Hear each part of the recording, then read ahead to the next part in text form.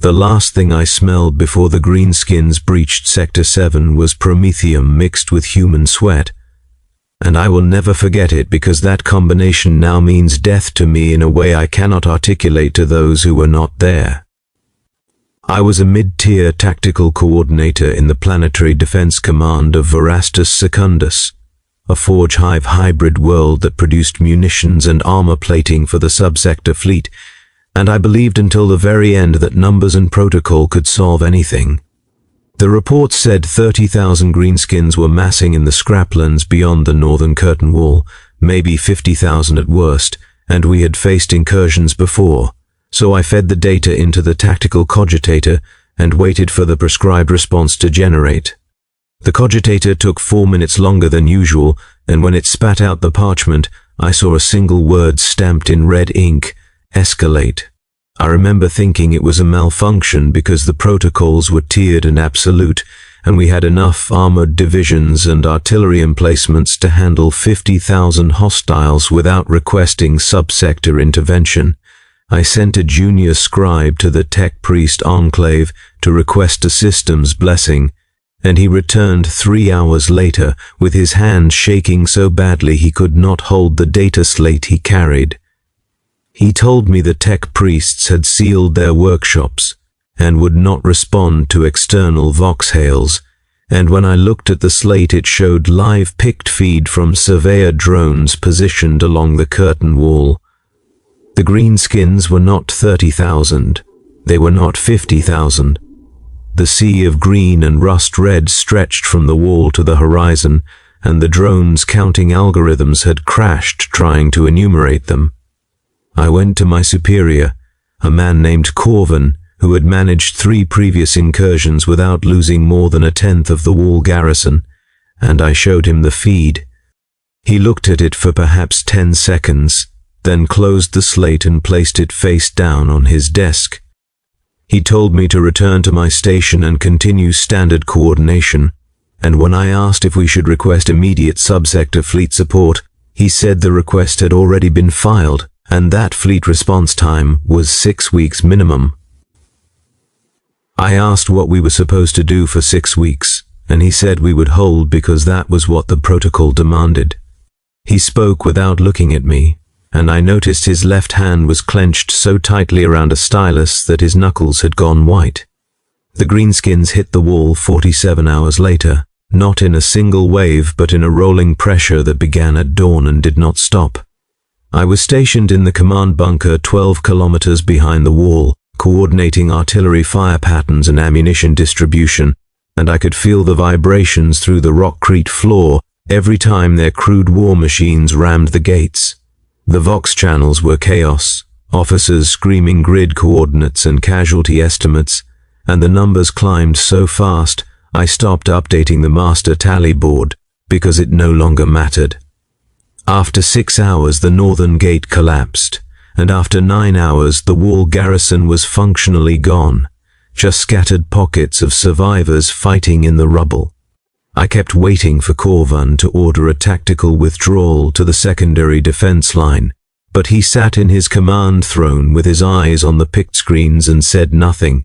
The smell intensified when the greenskins entered the outer hive districts, a rot-sweet stench that came through the bunker's ventilation, even though we were sealed and filtered. I learned later that they were burning entire habs for amusement, just torching the structures and watching the civilians run, and the bodies were piling up faster than the reclamation teams could process them. The tech priests finally emerged from their workshops on day 3, not to help but to evacuate their most valuable data cores and forge equipment onto bulk lighters, and I watched them abandon us from a secondary picked feed while I routed ammunition shipments to gun emplacements that no longer existed. One of my fellow coordinators, a woman named Thessaly who had served 15 years without reprimand, stood up from her station and walked out of the bunker without a word, and no one stopped her because we all understood. Corvin ordered the deployment of the reserve armored divisions on day 4, 6 full tank companies with mechanized infantry support, and I coordinated their routes through the hive's transit tunnels because the surface streets were impassable. They lasted 11 hours. The greenskins learned quickly that our armor was vulnerable in confined spaces, and they flooded the tunnels with masses of their own infantry, just raw green bodies that absorbed las fire and kept coming until they could get their crude blades into the vision slits and treads. I listened to the tank commanders die over the Vox, their voices disintegrating into static and screaming, and I realized the greenskins were not fighting a war in any sense I understood.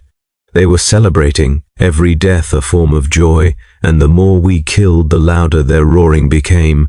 The cogitators began failing on day 6, not from damage but from overload, the data influx too vast and chaotic to process. I was manually calculating artillery trajectories with a stylus and parchment like a scribe from the age of strife, and my hands cramped so badly I could barely hold the stylus. But I kept working because stopping meant acknowledging what was happening.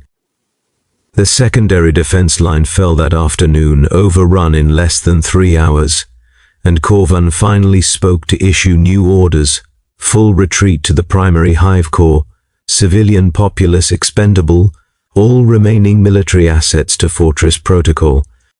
I remember thinking that Fortress Protocol was designed to hold for months, but we no longer had months. And I do not think Corvan believed it would work either, because his voice was flat and mechanical, as if he were reading from a manual he no longer understood. The greenskins did not assault the core immediately, and that was worse than if they had, because we could hear them outside, their roaring and the crash of metal and the occasional shriek when they found a pocket of survivors. I was transferred to internal security coordination because there was nothing left to coordinate externally, and my new duty was monitoring the refugee sectors to prevent riots and ensuring the remaining arbitrator squads were positioned to suppress dissent. The refugees knew what was coming, and they pressed against the inner gates in a human tide that rivaled the greenskins in desperation. We shot 14 people on day 7 for attempting to force the command bunker entrance, and I signed the execution authorization because that was the protocol, and I told myself that maintaining order was the only thing that mattered now.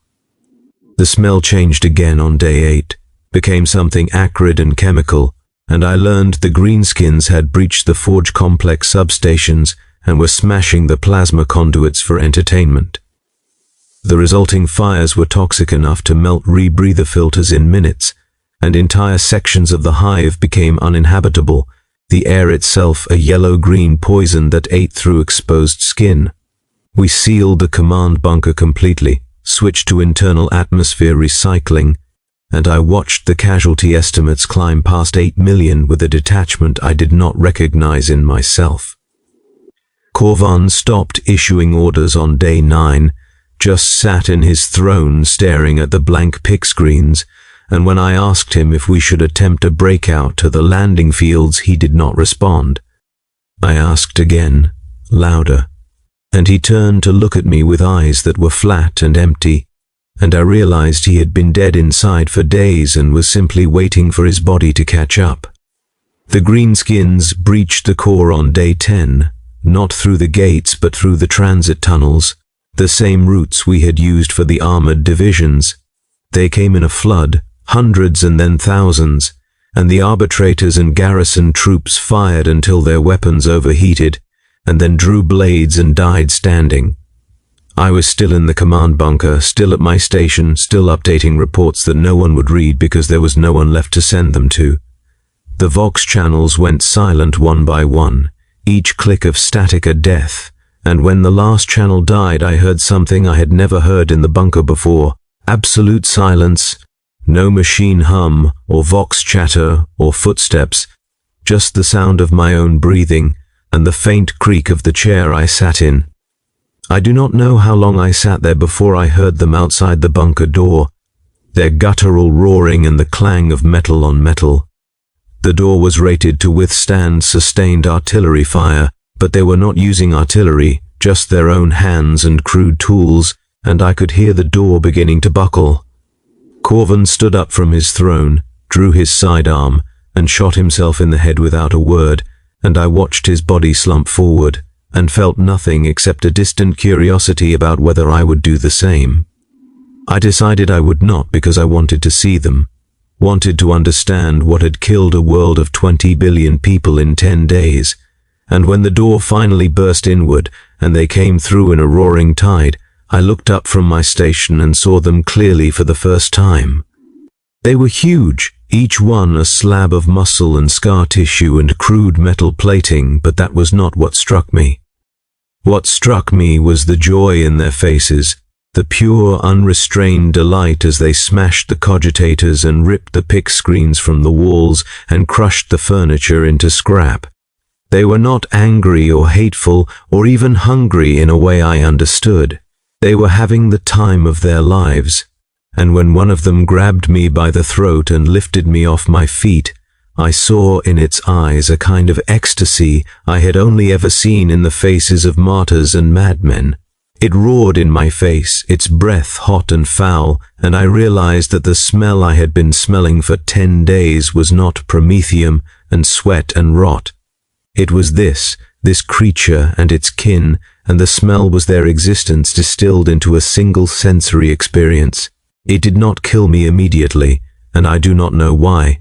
Maybe because I was still alive when so many others were dead, or maybe because I was small and broken and not worth the effort.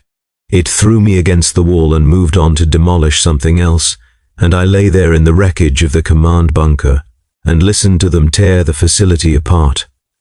I thought about Corvin's body cooling in his throne, and Thessaly walking out of the bunker, and the 14 people I had ordered executed, and I realized that none of it had mattered, not the protocols or the coordination or the orders, because the greenskins did not care about any of that.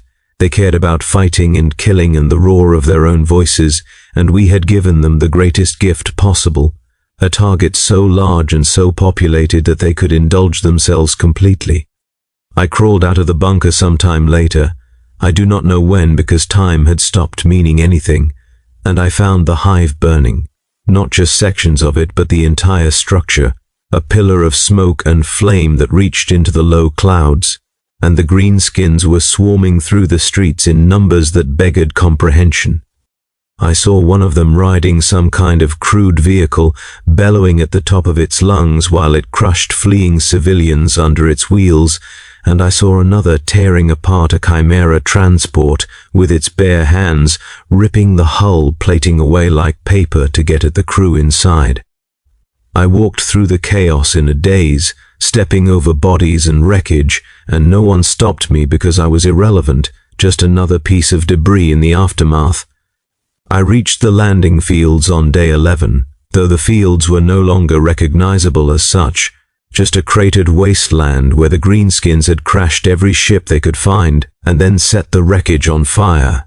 There were survivors huddled in the ruins, maybe 100 people out of a planetary population of 20 billion, and we sat together in silence because there was nothing to say. One of them, a woman with burns covering half her face, told me she had heard Vox traffic from the subsector fleet saying they were rerouting to a different crisis, and that relief for Verastus Secundus was now estimated at 4 months. I asked her if she was sure, and she laughed, a sound like breaking glass, and said it did not matter because there would be nothing left to relieve by then. The greenskins stayed for 6 weeks, not because they had to, but because they wanted to, and I watched them systematically dismantle everything we had built. They tore down the hive structures floor by floor, not for resources but for the joy of destruction, and they fought each other when there were no more humans to kill, just savage brawls that left dozens dead, and the survivors more energized than before. I learned that they grew stronger through violence, that fighting was not a means to an end for them but the end itself, and the more they fought the larger and more powerful they became. I saw one of them that had been merely huge at the beginning swell to the size of a tank by the end, its body a patchwork of scars and metal and muscle, and it led a mob of its kin into the forge complex ruins and demolished what little remained. I survived by hiding, by being so small and insignificant that they did not notice me. and I scavenged food from the ruins and drank water from broken pipes and tried not to think about what I had become.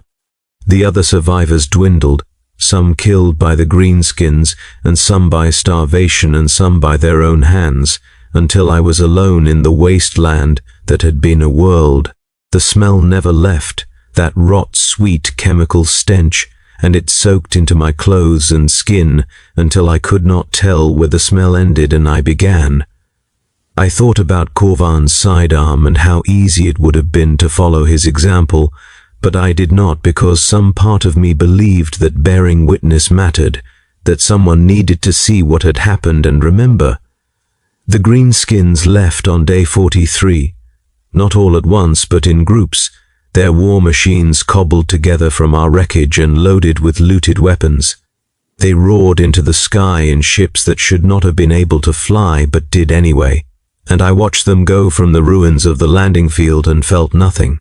The silence they left behind was worse than their roaring had been, a void so complete it felt like the world itself had died. I walked through the hive ruins for days afterward, searching for other survivors, and found only bodies and ash and the twisted remnants of machines. The subsector fleet arrived on day 97, 3 full months after the greenskins had gone, and they found me sitting in the ruins of the command bunker, holding a data slate with dead batteries. They asked me what had happened, and I told them everything, the numbers and the timeline and the failures, and they recorded it all with the dispassion of clerks filing a report. An officer, a woman with iron-grey hair and a scar across her jaw, told me that Varastus Secundus would be declared perdita, and that I would be relocated to another world to continue my service.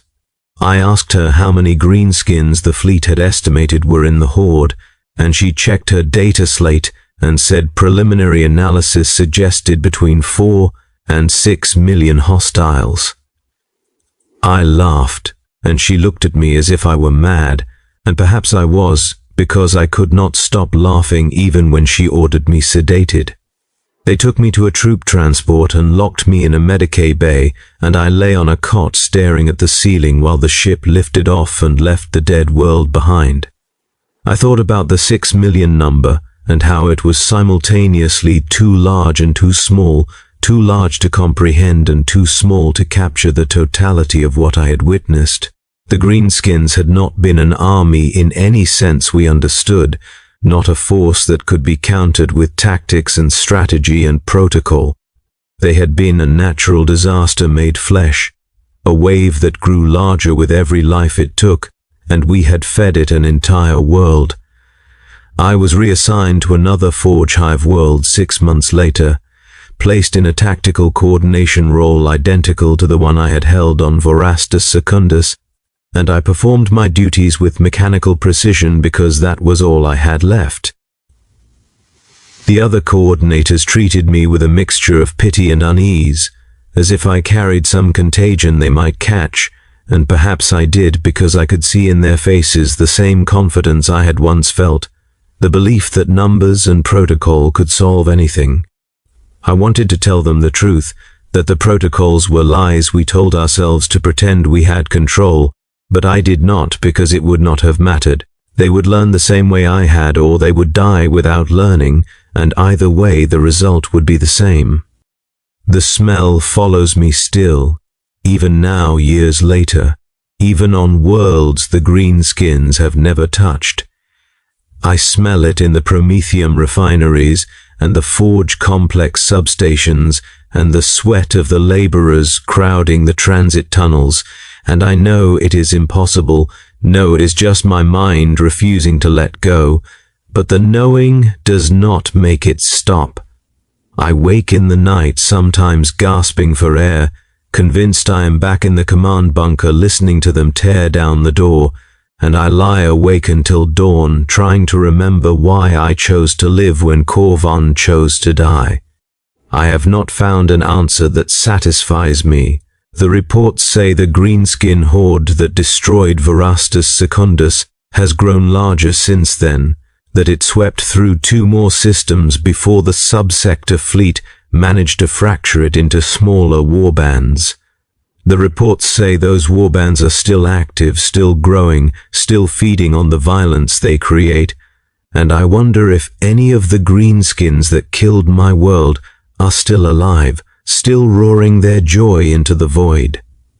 I wonder if they remember us at all, or if we were just one more target in an endless celebration of destruction. I think we were not even that. Think we were just fuel for something that exists beyond memory or meaning, and the thought should terrify me, but it only makes me tired.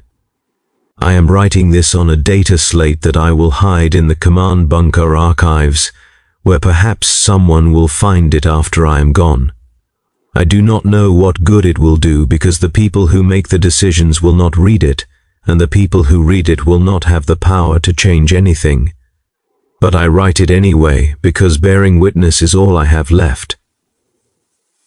I want whoever finds this to understand that the protocols failed not because we implemented them incorrectly, but because they were designed for a kind of war that the greenskins do not fight. I want them to understand that numbers become meaningless past a certain threshold, that you cannot coordinate a defense against a force that grows stronger the more you resist it, that the only winning move is to run before they arrive and never look back. But I know no one will run, because running is not in the protocols, and the protocols are all we have to separate us from the chaos.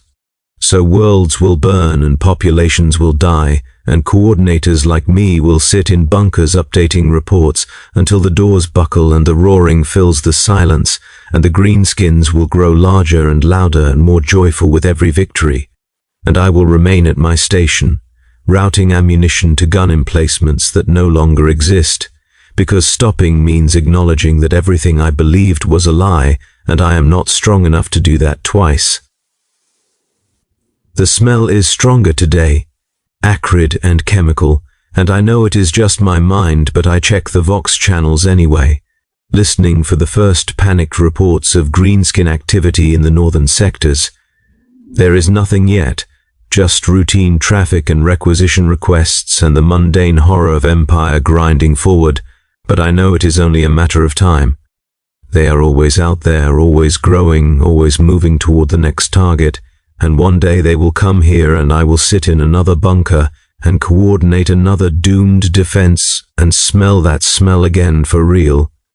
And when the door finally buckles, I will look up from my station and see them clearly and understand once more that joy can be the most terrible thing in the universe, more terrible than hatred or hunger or even death, because joy like theirs requires no justification and answers to no authority and will never stop until everything is ash and silence. I have calculated the odds of survival if a greenskin horde of equivalent size hits this world, and the cogitator returns the same result it gave me on Vorastus Secundus. Escalate. I have not shown this to my superior because I know what he will say. No, he will tell me to continue standard coordination and trust in the protocols, and I will nod and return to my station because that is what I am. I am a functionary in a machine that does not work, a coordinator of deaths I cannot prevent, and I will remain at my post until the roaring starts because I do not know how to be anything else anymore. The only question I have left is whether I will follow Corvin's example when that moment comes, or whether I will choose again to bear witness to the unbearable. I do not know the answer, and I think not knowing is the only honest thing about me now. I am a hollow man in a hollow role coordinating hollow victories against an enemy that does not understand loss. And when the end comes, I will be ready because I have been ready since the day I walked out of that bunker and saw the hive burning. I have been dead for years. I am simply waiting for the formality of it to catch up.